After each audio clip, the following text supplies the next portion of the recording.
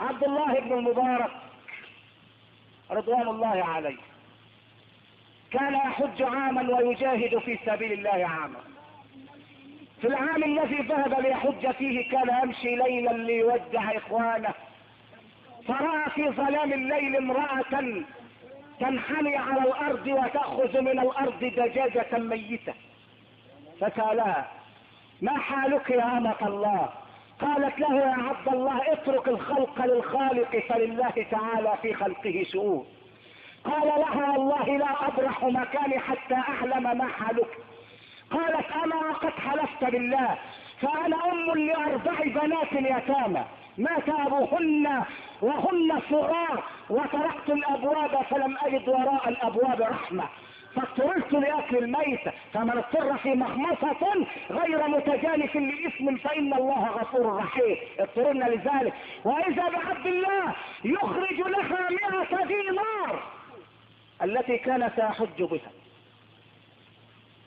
وقال: لن أحج هذا العام، ورجع إلى بيته، وكان لا يخرج إلا للصلاة. وذهب الحجاج إلى بيت الله الحرام وعادوا، وكلما جلسوا في مجلس كانوا يقولون: جزى الله عنا عبد الله بن المبارك خيرا، ما جلسنا مجلسا إلا وحدثنا فيه بكتاب الله وسنة رسوله. يا رب أنا لم أحج، أنا لم أحج،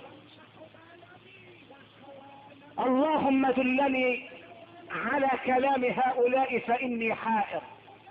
ونام ليلته ورأى في المنام رجلا يتألق النور من جبينه وتتلألأ الأضواء في وجهه. قال له: السلام عليك يا عبد الله بن المبارك، ألا تدري من أنا؟ أنا محمد رسول الله، حبيبك في الدنيا وشفيعك في الآخرة.